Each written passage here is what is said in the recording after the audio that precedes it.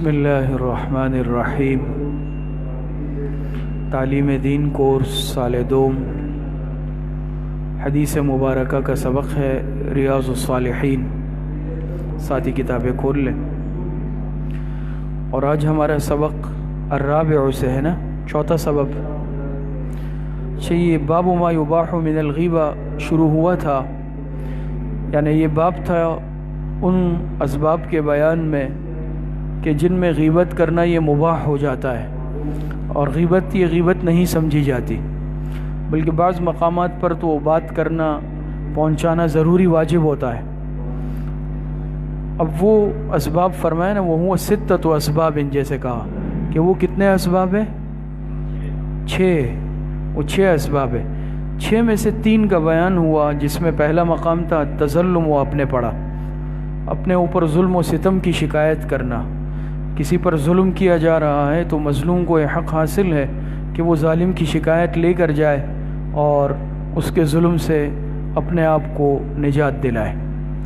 دوسرا مقام تھا الاستعانۃ علی تغییر المنکر، مدد طلب کرنا کسی برائی کے دور کرنے کے لیے۔ کوئی برائی ہو رہی ہے، غلط کام ہو رہا ہے، تو اس کے ختم کرنے کے لیے، مٹانے کے لیے مدد طلب کرنا اور اس برے آدمی کو صحیح راستے پر لانا، یہ بھی فرض ہے انسان کے ذمے، اور اس طرح کی شکایت یہ بھی غیبت نہیں کہلائے گی۔ اور تیسرا مقام تھا الاستفتاء۔ استفتاء یعنی فتویٰ طلب کرنا۔ بعض مرتبہ ضرورت پڑتی ہے، شوہر میاں بیوی ہے یا اسی طریقے سے گھریلو معاملہ ہے، اور اس میں کسی کی حق تلفی ہو رہی ہوتی ہے، کسی پر ظلم ہوتا ہے، اس کے لیے شرعی رہنمائی کی ضرورت بھی پڑتی ہے۔ تو اس شرعی رہنمائی کے لیے اگر سوال لکھا جائے، سوال پوچھا جائے، تو اس صورت کے اندر یہ بھی غیبت کے زمرے میں نہیں آتا، ورنہ حقدار کو کیسے حق ملے گا، اس کا شرعی رہنمائی کیسے ملے گی اس کو۔ تو یہ 3 مقامات ہوئے تھے نا۔ چوتھا مقام انشاءاللہ ابھی یہ شروع کرتے ہیں۔ چوتھا مقام یا چوتھا سبب آپ سمجھ لیں، وہ ہے تحذیر المسلمین من الشر ونصیحتهم۔ تحذیر المسلمین من الشر ونصیحتهم، کیا مطلب ہے؟ لوگوں کو شر سے بچانا۔ اور سے سنیں، تحذیر المسلمین من الشر، لوگوں کو برائی سے بچانا، شر سے بچانا، ونصیحتهم، اور ان کے ساتھ خیر خواہی کرنا۔ لوگوں کو کسی شر سے، فتنے سے بچانا اور ان کی خیر خواہی کرنا۔ آگے فرماتے وذالک من وجوہ، نظر آ رہا ہے؟ وذالک من وجوہ، اور لوگوں کو یہ شر سے بچانا، اس کی کئی صورتیں ہیں، اس کی کئی صورتیں ہیں۔ وذالک من وجوہ، اور لوگوں کو برائی سے بچانے کی، نقصان سے بچانے کی، شر سے بچانے کی پھر کئی صورتیں اور کئی راستے ہیں۔ یہ بات سمجھ میں آ گئی؟ تو چوتھا سبب کیا ہے؟ تحذیر المسلمین من الشر ونصیحتهم، لوگوں کو شر اور برائی، نقصان سے بچانا اور ان کی خیر خواہی کرنا، اور اس کی کئی صورتیں۔ اب یہ چوتھی صورت کے تحت صورتیں آ رہی ہے، 5ویں تو آگے جا کے آئے گی، وہ نہیں پڑھیں گے آج۔ چوتھی صورت جو ہے نا، اب ہم جو صورتیں پڑھیں گے، یہ پھر وہ صورتیں ہیں کہ جس میں لوگوں کو نقصان سے بچانے کے لیے آپ ایک بات کر رہے ہیں کہ یہ سامنے والا نقصان نہ اٹھا لے، سمجھ میں آ رہی ہے، مصیبت میں نہیں پڑ جائے۔ پھر اس کی انہوں نے 4 صورتیں ذکر کی ہے۔ کتنی؟ 4۔ یہ جو چوتھا سبب ہے نا، اس کے تحت 4 صورتیں ہیں، وہ اسی چوتھے سبب کے تحت ہے۔ اب اس کو اور سے دیکھ لیں۔ فرمایا منہا جرح المجروحین من الرواة والشہود، منہا جرح المجروحین من الرواة والشہود، جیسے لوگوں کو نقصان سے، شر سے، مصیبت سے بچانا، غلط راستے سے بچانا، تو اس کی ایک صورت منہا جرح المجروحین، منہا ان صورتوں میں سے ایک صورت یہ ہے جرح المجروحین من الرواة والشہود، مجروح راویوں پر جرح کرنا۔ میں سمجھاتا ہوں ابھی۔ جرح المجروحین، مجروح راویوں پر کیا کرنا؟ جرح کرنا، سمجھ میں آ رہی؟ والشہود، اور گواہوں پر، مجروح راویوں اور گواہوں پر جرح کرنا، مجروح راویوں پر اور گواہوں پر کیا کرنا؟ جرح کرنا، سمجھ میں آ رہی؟ وذالک جائز، یہ جائز ہے، یہ بالکل جائز ہے۔ باجماع المسلمین، اجماع مسلمین یعنی امت مسلمہ کے اجماع سے جائز ہے، بالاتفاق، اجماع میں یعنی بالاتفاق، بالاتفاق سب کے نزدیک یہ جائز ہے یہ جرح کرنا۔ فرماتے ہیں بل واجب للحاجت، بلکہ یہ واجب ہوتی ہے ضرورت کے وقت۔ جائز کیا، بعض صورتوں میں کیا ہو جاتی ہے، واجب ہو جاتی ہے۔ یہ ترجمہ سمجھ گئے؟ اب سمجھ لیں۔ فرمایا منہا جرح المجروحین۔ دیکھیے یہ ایک علمی اصطلاح ہے، میں بس آسان الفاظ میں بتاتا ہوں، جتنا سمجھ سکتے ہیں سمجھ لیں، بس تفصیلات یا گہرائی میں ضرورت نہیں ہے، آپ شاید پورے طور پہ سمجھ نہ سکیں۔ جرح المجروحین، جیسے ہمارے ہاں یہ حدیث موضوع ہے نا، یہ حدیث کا موضوع ہے، اسی طرح اصول حدیث ہے۔ اصول حدیث، ہر فن کے اصول بھی ہوتے ہیں۔ آپ تفسیر پڑھ رہے ہیں لیکن اصول تفسیر الگ فن ہے، آپ حدیث پڑھ رہے ہیں اصول حدیث الگ فن ہے، آپ فقہ پڑھتے ہیں اصول فقہ الگ فن ہے۔ وہ ہمارے درس نظامی میں اصول مستقل پڑھائے جاتے ہیں، ہر فن کے پہلے اصول بھی پڑھائے جاتے ہیں۔ تو اصول حدیث جو ہے اصل میں اس سے بحث کی جاتی ہے راویوں سے، راویوں کے حالات سے۔ میں آپ بالکل آسان الفاظ میں سمجھانے کی کوشش کرتا ہوں۔ ہمارے تک جو حدیث پہنچی ہیں، جو حدیثیں ہم پڑھ رہے ہیں، اس میں تو پوری سند نہیں ہے نا، لیکن یہ جو روایتیں ہم پڑھتے ہیں عن عائشہ رضی اللہ عنہا، یا ایک راوی کا نام آتا ہے، پھر آپ علیہ الصلاۃ والسلام کا نام آ جاتا ہے، ورنہ یہ سند اتنی نہیں ہے نا۔ صرف ہم نے جو حدیث پڑھی، جیسے ہم نے اپنے استاذوں سے پڑھی، انہوں نے اپنے استاذوں سے پڑھی، انہوں نے اپنے، یہ سلسلہ چلتا ہے 14-15 واسطوں سے، کبھی 16 سے، کبھی زیادہ کبھی کم، حضور علیہ الصلاۃ والسلام تک پہنچتا ہے۔ اور یہ درمیان میں جو سند ہے، راوی ہے، یہ راوی کہلاتے ہیں۔ سمجھ میں آ رہی ہے نا کہ میں نے اپنے استاد سے، ہم نے حضرت ڈاکٹر عبدالرزاق سکندر رحمۃ اللہ علیہ سے سنا، انہوں نے اپنے استاد حضرت بنوری رحمۃ اللہ علیہ سے سنا، انہوں نے اپنے استاد سے، انہوں نے اپنے، یہ سلسلہ حضور علیہ السلام تک پہنچتا ہے۔ آگے جا کے جو راوی ہوتے ہیں اور راوی جو روایت نقل کرتے ہیں، ان راویوں کے حالات کو دیکھا گیا ہے، کیونکہ حدیث لینا جو سیاہ ستہ میں حدیثیں آئی ہیں، تو یہ اس کو سیاہ اس لیے کہتے ہیں نا کہ یہ روایتیں صحیح ہے، ورنہ آپ اصطلاح سنیں ہم کہتے ہیں بھئی یہ موضوع روایت ہے، یہ ضعیف روایت ہے، کمزور۔ وہ کمزور کیوں ہوتی ہے؟ اس میں راوی کمزور ہوتا ہے، سمجھ میں آ رہی ہے؟ وہ ضعیف اس لیے ہوتی ہے۔ تو اس میں بہت زیادہ چاند پٹک کی گئی ہے، حدیثیں ہم تک جو پہنچی ہے، یہ ایسے نہیں ہے۔ جس طرح قرآن حجت ہے، یاد رکھے حدیث بھی ہمارے لیے حجت ہے۔ بات سمجھ میں آ رہی ہے؟ تو یہ سلسلہ حدیث مبارکہ کو جو پہنچا ہے، بہت احتیاط کے ساتھ، چاند پٹک کے ساتھ، یہ راویوں کے حالات کو دیکھا گیا ہے کہ اس راوی کی روایت قبول کی جانی چاہیے یا نہیں۔ اس کے لیے محدثین گزرے ہیں بڑے بڑے، اور اس فن پر مستقل کتابیں لکھی گئی ہے، بہت ساری کتابیں ہیں، الجرح والتعدیل ہے، اور اسی طریقے سے اور کتابیں اس پر لکھی گئی، کتاب الموضوعات ہے، ضعفاء ہے، بہت ساری کتابیں ہیں، تو اس میں بحث کی گئی ہے۔ تو یہ جو روایتیں نقل کی جاتی تھی، محدثین پہلے ان راویوں کے حالات کو، ہر راوی کے حالات کو دیکھتے تھے، مستقل پورے حالات کو، کہ یہ راوی بیچ میں آئے یہ ثقہ ہے یا نہیں ہے، مضبوط ہے یا نہیں ہے۔ پھر اس کے لیے اس راوی کے حالات کو بھی دیکھا جاتا تھا، اس میں بہت شرائط ہے کہ یہ جو راوی ہے یہ کہیں ضعیف الحافظہ تو نہیں تھا، اس کا ایسا نہ ہو حافظہ کمزور ہو اور اس نے الفاظ اپنی طرف سے ملا دی، وہ بھول گیا ہو۔ بات سمجھ میں آ رہی ہے؟ اس نے کبھی یہ جھوٹا تو نہیں رہا ہے، متہم بالکذب تو نہیں ہے، اس کو جھوٹ کی عادت تو نہیں تھی، اس کو بھی دیکھا گیا، یہاں تک کہ نجی زندگی کو بھی دیکھا گیا ہے، بہت ساری چیزوں کو دیکھا گیا ہے، اور تب جا کر اس کے بعد پھر اس راوی سے اس روایت کو نقل کیا گیا ہے۔ ایک ایک راوی کو دیکھا ہے، ایک ایک راوی کو دیکھا ہے، ایک ایک، اس کو کہتے ہیں جرح و تعدیل۔ تو جو جرح ہوتی ہے، راویوں پر جرح کرنا، کتابیں بھری ہوئی ہے، جرح کی گئی ہے نا۔ بھئی بعض راوی ایسے بھی تھے جن کو عادت تھی موضوع گڑنے کی، کسی کو جھوٹ کی، یعنی ایسے ان کی تو نہیں لی گئی روایت ہے، یہ تو میں تو صحیح ان کی بات نہیں کر رہا ہوں، سیاہ ستہ کی۔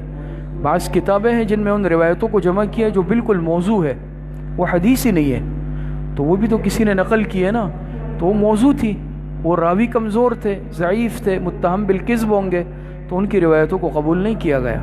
تو ان کے حالات سے جو بحث کی گئی، ان کے حالات کی جو تفشیش کی گئی، اور ان کے حالات کو اور ان کی ثقاہت کو جو بیان کیا گیا ہے، عدم ثقاہت کو کہ قوی ہے، یہ غیبت نہیں ہے، یہ غیبت نہیں ہے، کتابوں میں لکھا ہے نا کہ یہ راوی میں یہ عادت تھی، اس کی روایت کو نہیں لیا جا سکتا، اس میں یہ عادت تھی، اس کو نہیں لیا جا سکتا، تو یہ غیبت نہیں ہے، ورنہ حدیث کا میدان مشکوک ہو جائے گا، کمزور ہو جائے گا۔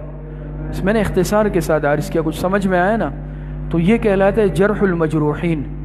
بھئی وہ راوی جو مجروح ہے، متہم بالکذب ہے، ضعیف الحافظہ ہے، یا ان کو کوئی اور بہرحال معاملہ تھا، تو اس لیے ان کی روایتوں کو نہیں لیا گیا، جو ثقہ نہیں تھے۔ تو یہ جو جرح کی جاتی ہے یا تعدیل کی جاتی ہے، یہ ایک الگ موضوع ہے، اور یہ حفاظت حدیث کے لیے ہے، تو لہٰذا یہ غیبت میں تو نہیں آئے گا، بلکہ یہ واجب ہے، یہ واجب ہے حدیث کی حفاظت کے لیے۔ بات سمجھ میں آ رہی ہے؟ اسی طرح وہ شہود، آگے دیکھیں، وہ شہود ہے نا، شہود کہتے ہیں گواہوں کو، شاہد کہتے ہیں گواہ، شہود جمع ہے اس کی، گواہ۔ اب گواہوں کی تصدیق اور تزکیہ بھی کیا جاتا ہے، اس سلسلے کو بھی غیبت نہیں کہا جائے گا۔ معاملہ مقدمہ عدالت میں گئے، سمجھنا آپ لوگوں کے لیے آسان ہوگا۔ مقدمہ جاتا ہے نا عدالت میں، دو افراد گئے، قاضی نے بھئی ایک نے مقدمہ، ایک مدعی ہے اور ایک مدعا علیہ ہے، سمجھ میں آ رہی؟ ایک کا دعویٰ ہے اور دوسرا وہ ہے جس پر دعویٰ کیا جا رہا ہے، دو ہی صورتیں ہوتی ہے نا۔ تو قاضی کہے گا بھئی آپ گواہ جا کے گواہ لے کے آؤ۔ وہ جا کے دو گواہ لایا، اور وہ بڑی لمبی لمبی قمیصیں ہیں، داڑھیاں ہیں، اور چہرے بالکل ایسے بالکل شرعی چہرے، لیکن خدا نخواستہ آپ قاضی صرف چہرے کو دیکھ کر تو نہیں کہے گا بھئی چلے نا، آپ نیک آدمی ہے ماشاءاللہ، بھئی آپ کی گواہی بالکل قبول ہے۔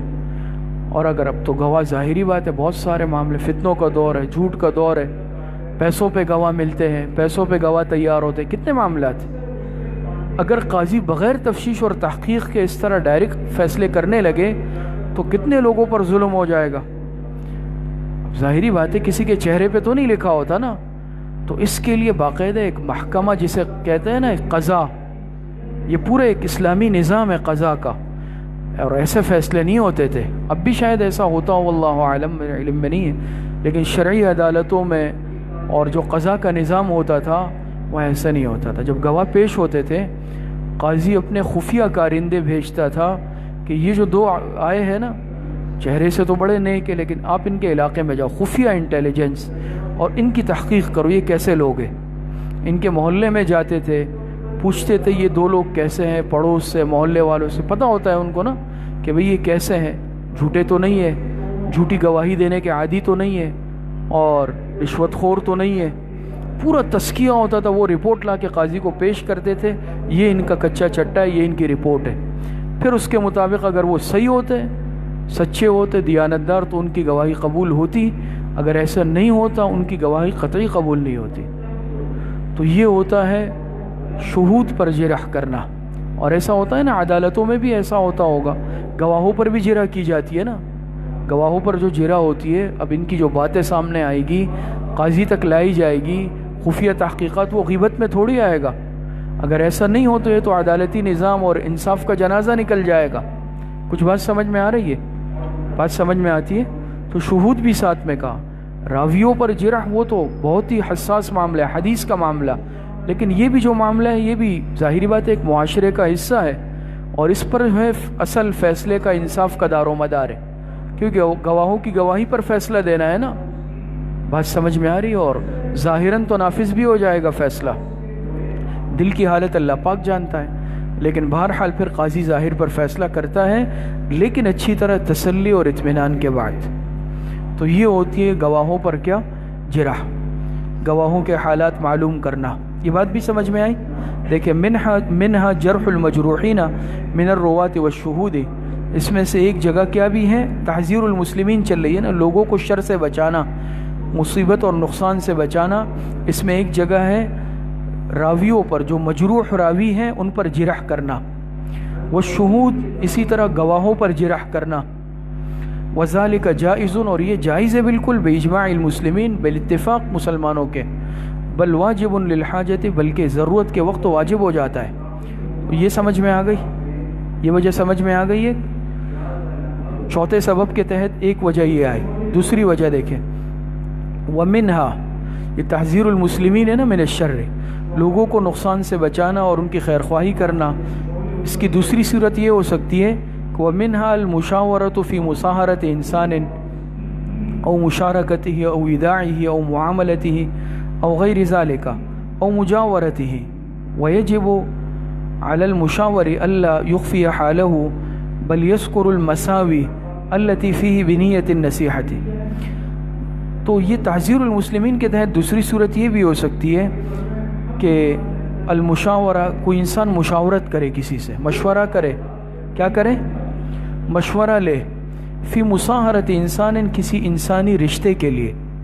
रिश्ते होते हैं ना, बच्चा बच्ची का रिश्ता करना है, निकाह का मामला है, शादी ब्याह का, किसी घर में रिश्ता देना है, लेना है, इस सिलसिले में आप किसी से मशवरा ले रहे। औ मुशारकती ही, या किसी से शिरकत करनी है। शिरकत यानी पार्टनरशिप, कारोबारी लेन देन, मामला लेन देन होता है ना भाई, मैं आपके साथ लेन देन पार्टनरशिप करना चाहता हूँ, कारोबार में होता है ना, बहुत सारे मामलात में होता है, तो इसके लिए आप किसी से मशवरा ले रहे, अभी समझाता हूँ। औ ईदाई ही, या किसी के पास कोई ख़ास अमानत रखवानी है, कीमती चीज़ है, और उस सिलसिले में आप उस शख्स से मुताल्लिक़ किसी से मशवरा ले रहे हैं, समझ रहे हैं। औ मुआमलती ही, या किसी से कोई मामला करना है, कोई भी मामला है, उस मामले के सिलसिले में आप मशवरा ले रहे हैं। औ गैर ज़ालिक, या इस तरह का कोई भी मामला है, ठीक है, इबारत देख रहे हैं। औ गैर ज़ालिक, या इसके अलावा कोई मामला है। औ मुजावरती ही, या पड़ोस का मामला है, घर लेना है, अब तहकीक करनी है भाई ये मोहल्ले वाले कैसे हैं, ये बिल्डिंग वाले कैसे हैं, इसके पड़ोस वाले कैसे हैं, जाके मशवरा लिया। अच्छा, ये सारे मामलात हो गए। वयजिबु अलल मुशावरी अल्ला युख्फी हालहु, वाजिब है मशवरा देने वाले पर, वाजिब है मशवरा देने वाले पर, मुशावर वाजिब है मशवरा देने वाले पर कि अल्ला युख्फी हालहु, वो कोई भी हालत न छुपाए, इससे मशवरा लेने वाले से कोई हालत न छुपाए, कोई बात न छुपाए। समझ रहे तर्जुमा, कि मशवरा लेने वाले से कोई बात छुपाए नहीं। बल यस्कुरुल मसावी, बल्कि ठीक ठीक बता दे। मसावी माने इंसाफ के साथ बता दे, मसावी माने इंसाफ के साथ। समझ में आ रही है, मुबालिगा नहीं करे, अपनी तरफ से कमी भी नहीं करे, अपनी तरफ से बेशी भी नहीं करे, मसावी ठीक ठीक बताए, समझ रहे हैं। अच्छा, अल्लती फ़ीही बिनियत नसीहती, और वो ये बात सब बताए खैर ख्वाही की नीयत से, उसके अपने कोई ज़ाती जज्बात भी ना हो, उस पर खैर ख्वाही की नीयत से बताए। तर्जुमा समझ गए, तर्जुमा तशरीह समझ लें। अच्छा, तहज़ीरुल मुस्लिमीन मिन शर्र, लोगों को नुकसान से बचाना, लोगों को नुकसान से बचाना और उनकी खैर ख्वाही करना। एक सूरत जरहुल मजरूहीन आ गई और रुवात व शुहूद। दूसरी है किसी से कोई इंसान मशवरा कर रहा है रिश्ते के सिलसिले में, ज़ाहिरी बात है रिश्ते का मामला भी हसास होता है, कोई 2-4 दिन का तो मामला नहीं है। आप जाएंगे, आप उनके रिश्तेदारों से भी बाज़ मरतबा तहक़ीक़ करेंगे, चाहे लड़के वाला हो लड़की वाला हो, हर एक को हक़ होता है। आप उनके पड़ोसियों के पास भी जा सकते हैं, ऐसा होता है ना, मामलात आते हैं। आप पड़ोसियों के पास बाज़ मरतबा जाएंगे, जिस इदारे में वो मुलाजिम है वहाँ भी जाते हैं बाज़ लोग, जहाँ पढ़ाते हैं, जिस ऑफ़िस में काम करते हैं, जिस इदारे में होते हैं, भाई तसल्ली करते हैं कि भाई ये मैं रिश्ता कर रहा हूँ, बच्चा है बच्ची है, आप लोग बताएं कैसे हैं, इत्मीनान वाले हैं, मामला है, तो ये मशवरा लिया जाता है। तो अब इस मामले में भी जिससे मशवरा लिया जा रहा है, याद रखें वो अमीन है। अब अगर ये कहेगा यार मुझसे मशवरा लेने आए और मैं जानता हूँ कि लड़का सही नहीं है, लेकिन मैं बोलूँगा तो ये तो गीबत हो जाएगी ना, ये गीबत हो जाएगी, गीबत होगी, ये गीबत नहीं होगी।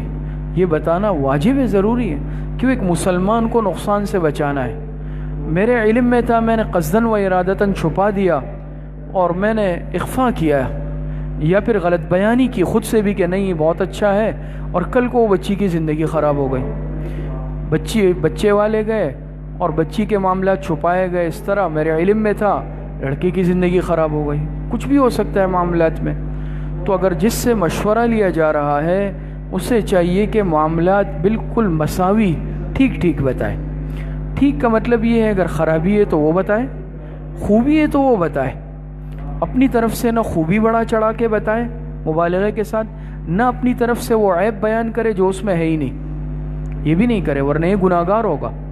जो हालत है बैठी भाई ये मामला है, मैं इस हद तक, हाँ अगर इंसान जिस हद तक जानता है वहाँ तक बता दे कि भाई मैं ज़्यादा तो नहीं जानता हूँ, इतना है बस ये है, और जितना जानता है वाकई में अगर कोई मामला संगीन है, हसास है, तो बिल्कुल बता दे।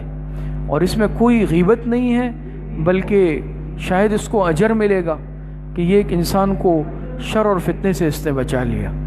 تو اس معاملات میں بھی انسان بہرحال قطعی طور پر اخفا نہ کرے، معاملات چھپائے نہیں۔ کتنے سارے معاملات ہوتے ہیں نا، کیسے اخفا کے ساتھ ہوتے ہیں، اور پھر اس کے بعد جب جا کے انکشاف ہوتا ہے تو معاملات پھر قابو سے باہر ہو جاتے ہیں۔ تو یہ انسان امین، اور قیامت کے دن پھر اس کی بھی ساتھ پکڑ ہوگی کہ بھئی تم نے بھی اخفا کیا، تم بھی اس میں شریک ہو۔ تو اگر کسی سے مشورہ کیا جائے، مشورہ دینے والے کو چاہیے کہ انصاف کے ساتھ ترتیب سے بتا دے، جو خوبی ہے وہ بھی، جو برائی ہے وہ بھی، جس قدر یہ جانتا ہے۔ او مشارکتی ہی، شرکت کرنا، کسی سے مشارکت، پارٹنرشپ، کاروبار ہے، کاروبار میں دو فریقین پارٹنرشپ کرنا چاہتے ہیں۔ اب ظاہری بات ہے یہ بھی کوئی چھوٹا معاملہ تو نہیں ہوتا، لیکن میں جس سے کر رہا ہوں مجھے اندازہ نہیں ہے، لیکن میں اس کے دوست کے پاس گیا، میں اس کے ساتھ کاروبار میں پیسہ لگانا چاہتا ہوں، مضاربت میں، پارٹنرشپ میں، کیسا ہے؟ تو اس کو پتہ تھا کہ یہ آدمی صحیح نہیں ہے، لیکن وہ اس کا دوست تھا، اس نے کہا یار اچھا آدمی ہے، بہت اچھا آدمی، پیسے لگا لیے، یہ بیچارہ گیا ہمیشہ کے لیے۔ اور یہ اس میں اب اس کے کیا ہوگا؟ اس کا قصور بھی جرم میں شریک ہے۔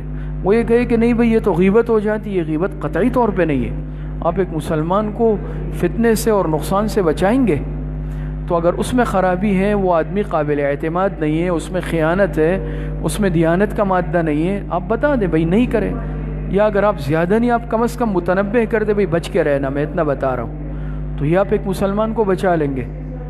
اور اگر آپ جانتے ہیں یہ ٹھیک ہے، ایماندار ہے، تو آپ بتا دیں بھئی میری تو اتنی زندگی گزری ہے، میرے نزدیک تو اچھا اور ایماندار آدمی ہے، بہت اچھی بات ہے۔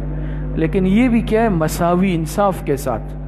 اب یہ بھی نہیں ہے کہ یعنی وہ اچھا ہے لیکن میں اس کو جنید بغدادی بنا کے پیش کر رہا ہوں کہ وہ سامنے والا کہ او ہو یہ تو بہت ہی یار، اور اتنا اچھا بھی نہیں ہے۔ یا اگر اس میں وہ برا ہے لیکن اتنا نہیں ہے، میں 10 برائی اپنی طرف سے بھی شامل کر رہا ہوں، یہ بھی غلط ہوگا۔ بس جس قدر میں جانتا ہوں اس قدر اس کی اچھائی یا برائی یا حالت کو میں بیان کر دوں، لیکن اس کو چھپانا نہیں ہے، اس کو چھپانا نہیں ہے، بلکہ یہ بیان کرنا ضروری ہے تاکہ صحیح مشورہ۔ اور حدیث میں آتا ہے نا، آپ علیہ السلام نے ارشاد فرمایا ان المستشار مؤتمن، جس سے مشورہ طلب کیا جائے وہ امین ہوتا ہے، اس کو امانت دار بنایا گیا۔ اب اس کے ذمہ لازم ہے کہ صحیح مشورہ دے، اخلاص کے ساتھ، صحیح نیت کے ساتھ مشورہ دے۔ آگے دیکھیں، ایداعی، یا امانت رکھوانے کا معاملہ ہے، کوئی امانت بعض مرتبہ رکھوائی جاتی ہے، ہوتا ہے نا کسی کے پاس۔ اب ظاہری بات ہے امانت بعض مرتبہ بڑی بڑی امانتیں ہوتی ہیں، لاکھوں کروڑوں روپے کی امانتیں ہوتی ہیں، قیمتی چیزیں ہوتی ہیں۔ اب ہر انسان پر انسان اعتماد تو نہیں کر سکتا۔ اب امانت رکھوا رہا ہے، اس کے متعلق پہلے میں تسلی کر لوں یہ آدمی کیسا ہے، تو اگر سامنے والا جانتا ہے یا میں جانتا ہوں کہ یہ اس قابل نہیں ہے کہ یہ امانت میں خیانت نہیں کرے گا، تو میں بتا دوں بھائی ایسا نہیں کرنا، بچ کے رہنا۔ یا اگر صحیح ہے تو میں کہوں بھئی آج تک تو میں نے نہیں دیکھا خیانت کی ہو، امانت دار آدمی ہے۔ تو اس میں بھی انصاف کے ساتھ اور مساوی درجے میں مساوات کے ساتھ اس کی کیفیت بیان کی جائے، ورنہ ظاہری بات ہے اگر میں نے حالت چھپا لی، وہ صحیح آدمی نہیں ہوا اور امانت رکھوا دی، تو کل کو وہ بیچارہ کیا ہے، اس کو بہت نقصان ہو جائے گا جو میرے ذمے میں بھی آئے گا۔ اسی طریقے سے فرمایا او معاملتی ہی، یا کوئی بھی معاملہ ہے، بہت سارے معاملات ان چیزوں سے ہٹ کے بھی ہوتے ہیں نا، بہت سارے معاملات انسان کرتا ہے کسی کے ساتھ، تو چاہے یہ معاملہ جیسے گزرا کہ رشتے بیاہ کا ہے، یا پھر شرکت پارٹنرشپ کا ہے، امانت دیانت امانت رکھوانے کا ہے، اور یا پھر چاہے اب دیکھیں امانت رکھوانے میں بہت ساری چیزیں ہوتی ہیں۔ ہم سمجھتے ہیں صرف پیسے، بعض مرتبہ ہوتا ہے نا کہ بھئی میرا گھر ہے خالی پڑا ہوا ہے، میں باہر جا رہا ہوں، میں نے کہا ارے آپ میرے پیچھے ذرا اس گھر کو دیکھنا اور میں جو ہے اتنے عرصے بعد آؤں گا۔ اب یہ بھی ایک امانت رکھوانی ہوئی۔ میں نے کہا بھئی آپ ذرا میری گاڑی کو دیکھنا، بھئی آپ ذرا میرے کاروبار کو میرے پیچھے دیکھنا، اور میں سفر پہ جا رہا ہوں، یہ بھی ایک امانت رکھوانی ہوئی نا۔ یہ ساری چیزیں ہیں، تو ضروری ہے کہ میں جس سے مشورہ کر رہا ہوں وہ اس شخص سے متعلق ٹھیک ٹھیک مشورہ دے، یہ قطعی طور پر غیبت میں نہیں آئے گا۔ اور غیر ذالک بہت ساری چیزیں باقی سب اس میں آ گئی جو قابل مشورہ ہوتی ہے۔ کسی کے متعلق مشورہ کیا جا رہا ہے کہ بھئی اس پر اعتماد کیا جا سکتا ہے یا نہیں، تو اگر مجھے پتہ ہے کہ قابل اعتماد ہے تو میں بتا دوں، مجھے پتہ ہے قابل اعتماد نہیں ہے میں وہ بھی بتا دوں۔ یہ سمجھ گئے؟ آگے دیکھیں، او مجاورتی ہی، مجاورت کہتے ہیں پڑوس اختیار کرنا، پڑوس، جیوار، جار پڑوسی کو کہتے ہیں مجاورت۔ میں کہیں شفٹ ہونا چاہ رہا ہوں، نئے علاقے میں گھر لینا چاہ رہا ہوں، لیکن ظاہری بات ہے پڑوس تو بہت اہم ہوتا ہے. اچھا پڑوس اللہ پاک کی بہت بڑی نعمت ہے، اور برے پڑوس سے اللہ پاک بچائے وہ بھی ایک فتنہ ہے. تو یہ ساتھ رہنے کا معاملہ ہوتا ہے، 2-4 دن کا نہیں ہے. تو اس سلسلے میں بھی مشورہ کرتے ہیں نا لوگ جا کر کہ بھئی اس علاقے میں، علاقہ تو بہت اچھا ہے لیکن بھئی دائیں بائیں والے کون ہیں، گلی والے کون ہیں، کس طرح کے ہیں، کس مشرب کے ہیں، کس ذہن کے ہیں، کس سوچ کے ہیں، کس مزاج کے ہیں. اب اس پڑوسی کو پتہ ہے کہ بھئی یہ برابر والا تو مصیبت ہے، لیکن میں نے کہا نہیں صحیح ہے، بہت اچھا ہے. اب یہ رہنے آ گیا، ایک مرتبہ انسان رہنے آتا ہے، جگہ خرید لیتا ہے، پڑوس تبدیل کرنا مذاق تو نہیں. اب اس کا ناک میں دم کر دیا، میں نے غلط مشورہ دیا نا، میں نے اس کو پھنسا دیا. ایسا ہوتا ہے یا اپنے فائدے کے لیے. اب تو ہوتا ہے بہت سارے معاملات ہوتے ہیں، بھئی چوکیدار کو کچھ کمیشن دے دو، اور جو بلڈنگ کا ہے، محلے کا ہے، اور اس کو بولنا بھئی تعریف ہی کرے اس جگہ کی تاکہ یہ بک جائے. لیکن اگر غلط تعریف ہوئی، پڑوسی غلط ہوئے، زندگی بھر کی مصیبت ہے، اور اس گناہ میں بھی شریک ہوں گا، میں نے غلط مشورہ دیا ہے. یہ بہت اہم معاملہ ہے، اس کو مستقل الگ سے ذکر کیا. تو پڑوس اختیار کرنے کا معاملہ، اس میں اگر مشورہ کیا جائے تو چونکہ جو پہلے سے رہنے والا ہوتا ہے یا جس کو پتہ ہوتا ہے، اس کو اندازہ ہے نا کون سا آدمی کس طرح کا ہے، کس قماش کا ہے، کون اچھا ہے کون برا ہے. تو وہ بتا دے بھائی کہ یہ پڑوس ہے اور یہ معاملہ ہے. اچھا ہے تب بھی بتا دے، برا ہے تب بھی بتا دے، لیکن اچھائی اور برائی دونوں میں مبالغہ نہ کرے جیسے ابھی بات گزری، بلکہ مساوی انداز میں اعتدال کے ساتھ جو اچھائی ہے وہ بھی بتا دے، جو برائی ہے وہ بھی بتا دے. آگے پھر اس کو اختیار ہوگا لینے نہ لینے کا. تو یہ پڑوس کا معاملہ بھی ہے.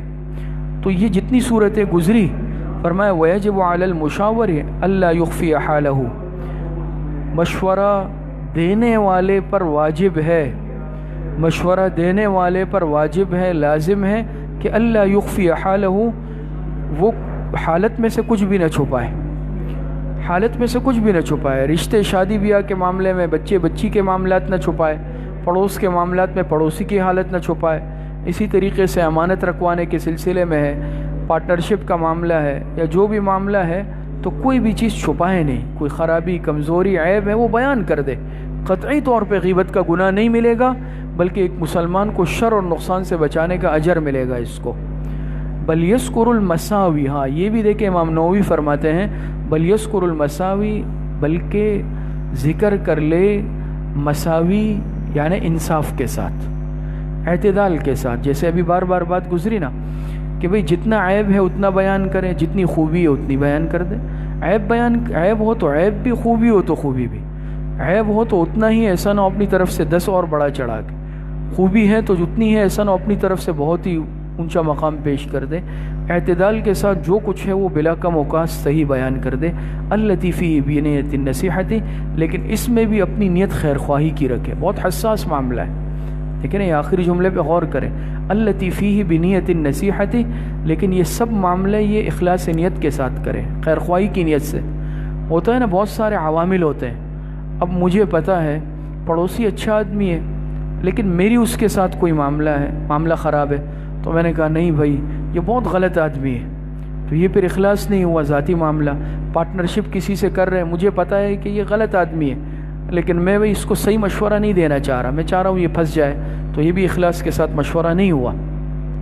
تو جتنے بھی انسان مشورے دے، ایک تو عیب چھپائے نہیں، دوسرا اس میں اخلاص کو مد نظر رکھے کہ صحیح نیت کے ساتھ، اپنی نیت بھی خدا نخواستہ فاسد نہ ہو، کوئی اپنے جذبات کا دخل نہ ہو اس میں. یہ بات سمجھ میں آ رہی ہے؟ تو یہ 2 اسباب آج ہم نے پڑھے ہیں.